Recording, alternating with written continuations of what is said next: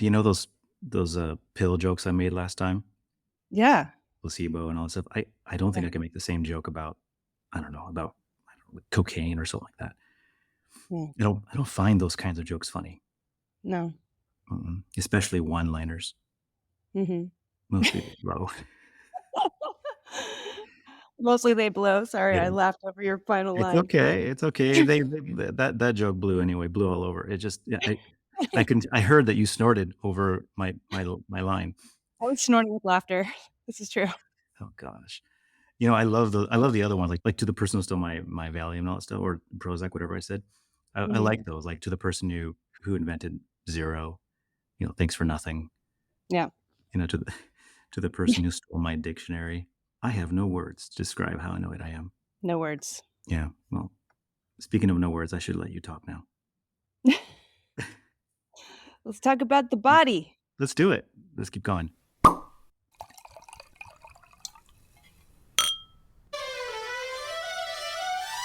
All right, folks, producer Nick here. And you just heard Catherine Cole graciously laughing at Martine's really funny dad jokes. And that means Martine is back. 2 episodes in a row. That has not happened since, I think, last summer. So this is exciting. Now, last week, Martine and Catherine dove into how your body metabolizes alcohol. But we only got as far as the small intestine. So this week, we are picking things back up at the liver, one of the most incredible organs in your body. We wanted to take you on this journey because alcohol and health have been big news lately, and we figured it was high time we knew how our bodies deal with alcohol after we ingest it. Now, big disclaimer. We at the Foretop are not scientists or doctors. We did, however, do our research using the National Institutes of Health and some scientific journals to learn how we metabolize alcohol. Those who are very in the know will note that we did some simplifying, and if you're interested in learning more about all of this, the NIH is a great place to start. So that we don't dump you right in the liver with no lead up, I've cut together some of the top moments from last week to lead us into the second half of our exploration of alcohol metabolism. So, jump aboard our magic school bus and away we go! Foretop is a podcast in which two wine experts sometimes talk about issues we know next to nothing about. These discussions about the body may not be suitable for everyone. Side effects may include fascination, uncontrollable urges to yell, aha! And existential discomfort. Do not take the Foretop if you're experiencing an overly critical or skeptical state of mind. Brought to you by the world's biggest Radiolab fan. I've never had this conversation before. Like, what exactly happens when alcohol enters your body? How is it processed? Where does it go? So we're going to shrink down to very small size on the Magic School Bus, take you on a journey of discovery and explore what happens when alcohol enters our bodies. All aboard. What's going on in the stomach, Martin? So alcohol's experience in your stomach is affected by how crowded it is. So Mhm. that's why we know it's imperative to eat before drinking. It traps the food as it's sort of, digesting it. And then also in our case, alcohol in your stomach is also trapped so that the alcohol enters much slower in your bloodstream in your stomach than it will in your small intestine. And that's not all. So, alcohol actually does try to pass through your stomach lining, but it is met at the door by a couple of bouncers. They are the enzymes alcohol dehydrogenase and. Aldehyde dehydrogenase. So these enzymes are part of animals' evolution. Wait, can I stop you there? I think What? that's really kind of stunning that we evolved as species, Uh-huh. and all animals evolved to be Yes. able to digest and consume and process alcohol. It is a natural part of how our body works. I guess I hadn't thought about it that way until you said it. So the alcohol dehydrogenase, ADH, the enzyme oxidizes. This is how it works. It oxidizes the ethanol turns it into acetaldehyde. Mhm. Um, okay, say it with me. Acetaldehyde. Acetaldehyde, right? Oh, oh, sorry, emphasize the S. The ass? No. What? Hey, this is a family friendly program here. Come on, don't emphasize the I'm ass. just this is what you Anyway, Yes. acetaldehyde, it's an organic compound that naturally occurs in fruit, bread, and coffee, but your body is it's not a huge fan of it. So because your body doesn't love that acetaldehyde, It keeps aldehyde dehydrogenase enzyme on hand to oxidize the acetaldehyde into acetate. Wow, that was a mouthful. So, Yeah. bam, another hydrogen atom Bam. neutralized before it can continue to the bloodstream and intoxicate you. All right, a school bus is pulling up to the small intestine. What do we see here? Okay, yeah, so here we are. What a place. Mm, Okay, this is where most of the action takes place, right? So most of the alcohol you consume makes it into the small intestine where it has a very easy path to your bloodstream. Let's follow the ethanol into the bloodstream. Let's take the water slide, splash to get in there.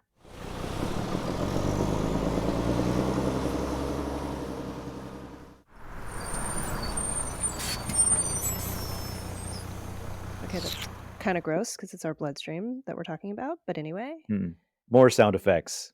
Boom. Different kind of sound effects. Okay, so, Catherine, the Mhm. alcohol just kind of hangs out in your bloodstream. So, the alcohol is just kind of coursing through your circulatory system until the liver can process it.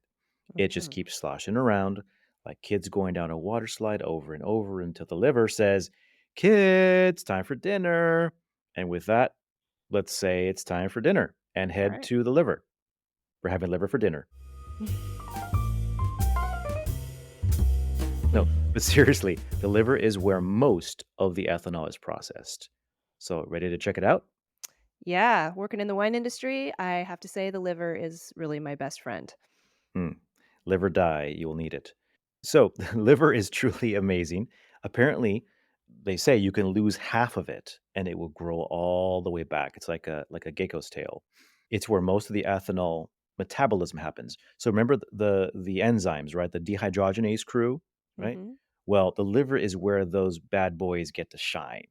Okay, this Okay. is where the alcohol dehydrogenase turns ethanol into acetaldehyde, and then the aldehyde dehydrogenase turns acetaldehyde into acetate, which is basically it's inert. It's eliminated by the body as carbon dioxide and water. You know. Okay, so and it's worth it just revisiting something we mentioned earlier, and that is that acetaldehyde, it is an organic compound, but our bodies don't really like it. It's a known carcinogen, and that's why we have aldehyde dehydrogenase to oxidize it so that it doesn't do any damage. But the thing is, aldehyde dehydrogenase can be overwhelmed. Yeah. So if you inundate your body with alcohol, or AKA binge drinking, then that specific enzyme can't keep up, and you end up with a bunch of acetaldehyde chilling around your liver, brain, and stomach. And it's that latent acetaldehyde that contributes to some of that nasty hangover feeling, along with the general tiredness and dehydration, and possibly some of the binge drinking risks on your health. That's where that comes out. So we gotta remember this is why the pace matters, because this specific enzyme can't always keep up if you binge drink, if you drink too fast. Right. That is a big reason why medical experts recommend that you limit your drinking to 1 to 2 servings a day, because your body can process alcohol in most cases. It's just that you don't want to overwhelm your enzymes. Just let them do their job. But, the good news that I'm getting from this is that your body, like I said, really is equipped to process alcohol. It does know what to do with it. It just can't handle too much. Right. Okay, Yeah. step on the magic school bus. Right. So note that nuance is lost in today's headlines trumpeting by government officials and the WHO that say no alcohol consumption is good. That's misleading, and I'm putting it mildly. Decades of research does not support that statement. Now, you know where I stand on this. Now, there's some Mhm. very interesting facts about these enzymes that are worth mentioning. Catherine, did you Mhm. know that alcohol dehydrogenase is less abundant and less efficient in female stomachs and livers, which helps explain why women tend to get intoxicated more quickly than men from the same amount of alcohol? Weight and body composition play a role here, but it's a totality of both of those factors. Yes, this makes me very sad because I always Mm, wanna be able to drink as much as my guy friends, but I can mhm, never keep up because we all process alcohol differently. And, mhm. it's also true that many people of East Asian descent have an inactive form of aldehyde dehydrogenase, which makes it so that acetaldehyde is oxidized much more slowly, and this leads to what some have called the Asian flush. Yeah, this enzyme isn't fair, and it's like I want an equal opportunity dehydrogenase. Yeah. Yeah. Yeah. Anyway, back to the body. So we mentioned that some alcohol makes it into the bloodstream through the stomach and the small intestine. And for the record, some of it also finds its way into the bloodstream while it's in your mouth and esophagus. So, what happens to that alcohol if it doesn't make it into your liver first, or if it just stays into your bloodstream and then it goes where? What happens, Catherine? Excellent question. Excellent segue, Martin. The alcohol is carried up into the heart and Doop, into doop, doop, doop, widespread doop, doop, doop, circulation, and then it doop, doop, doop, eventually doop, finds doop, its doop. way to the brain. and Brain. Sound like a brains. zombie. And that is where things get really interesting. You know what a vegan zombie eats for breakfast? Uh, Grains. Grains. Oh, God.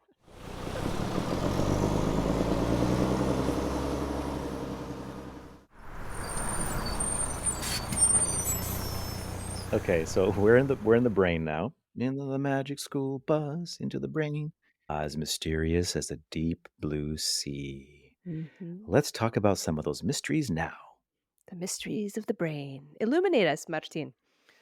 So you remember the dehydrogenase crew, right? Our enzyme friends. Well, they are here too in the brain. So they're doing their thing on the little dog, the little what do you call that dog, Catherine? The one made out of balloons, the Jeff Koons. So now they pop off the snout, they pop off the tail, and then they reform the dog into a different little animal, maybe like a sloth or I don't know, a armadillo or something. So here's where they start doing their thing, right? So they convert the alcohol to acetaldehyde, and then they keep doing their thing just like they did in the stomach lining and the liver. So let's get into what alcohol does in your brain. Why do you get drunk? I understand that the molecule loses the hydrogen atoms, but then what? Okay, so why do I get drunk, Catherine? Why do you get drunk? Well, because I have got long-standing issues of unattachment, emotional unattachment, and oh, sorry, I thought we were. Right. So alcohol has a broad effect on the brain, affecting almost every part. And this is somewhat unique for a drug. Many drugs affect just certain parts of the brain, like Valium tackles anxiety with almost surgical precision, for example. But alcohol is not choosy like that. First, it's a depressant, which means it slows down brain activity, leading to relaxation, drowsiness, slurred speech, decreased inhibition, and problems with coordination. Was Uh-huh, and a lot of this is due to alcohol's effect on GABA, an inhibitory neurotransmitter.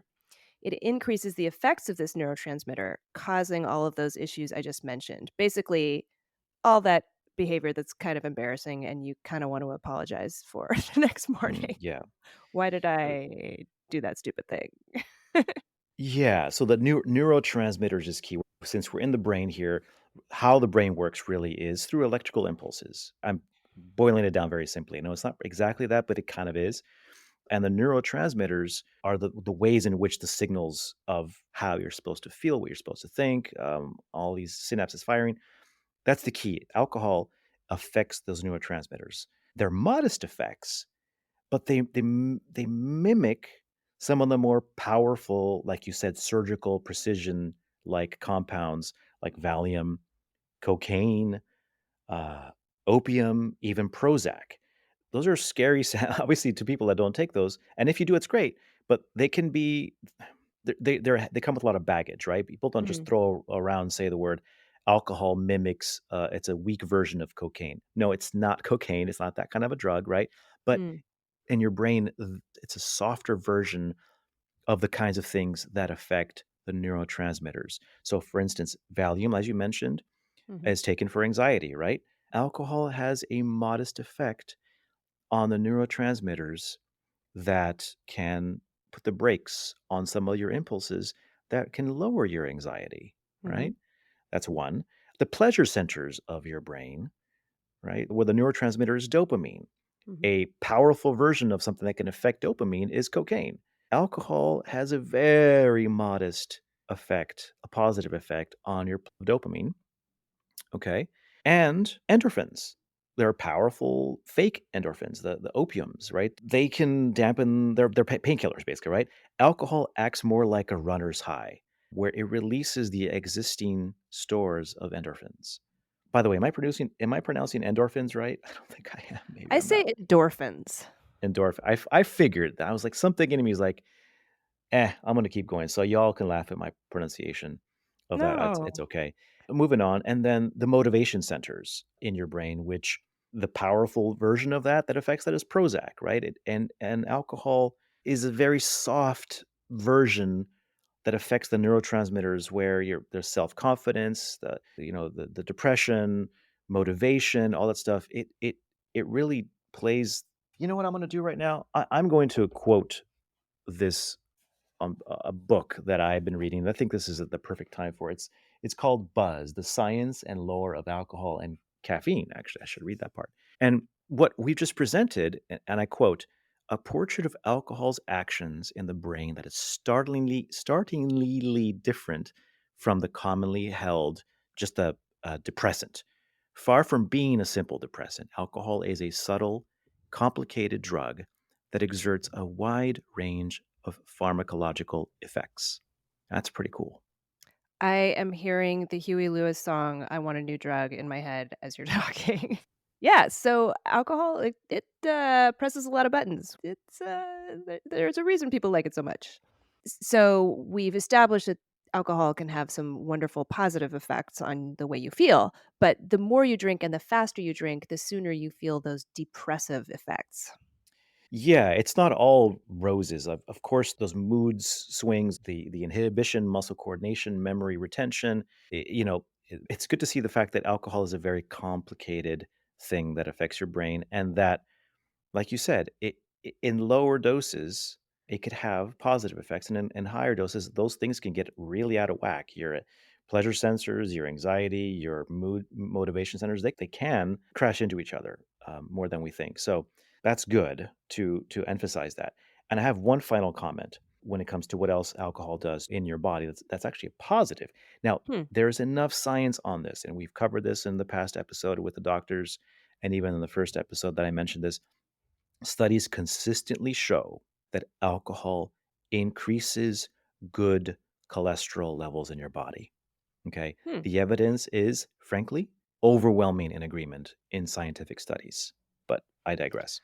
Okay, so if you drink too much chilled red wine like Ruby did and you accidentally buy a stuffed animal, it's okay because your cholesterol level is like awesome.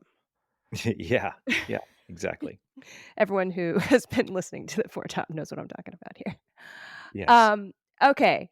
So that's interesting. Okay, so we left the brain, we went to the cholesterol. Now we're just it's a free for all. So I'm sorry, Martin, you've opened the floodgates and now we have to talk about hot sex.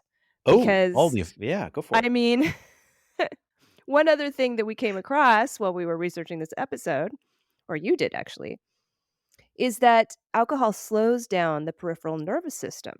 So when it does this, it gets in the way of the brain's ability to process sexual stimuli and fire up muscle contractions, which are essential to the dun dun orgasmic response. Nick, I Clutch hope you my can pearls. play some Barry White here.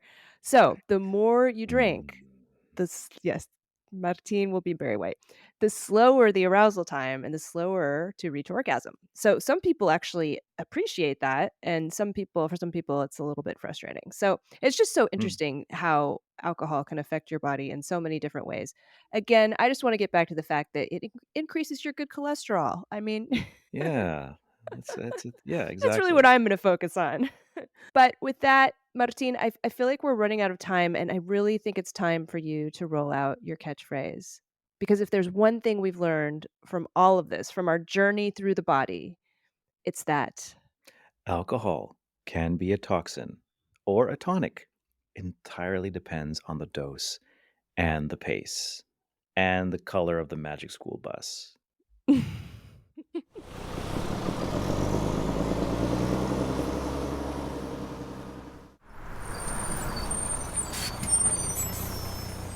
I don't know if that all wove together, but you know what?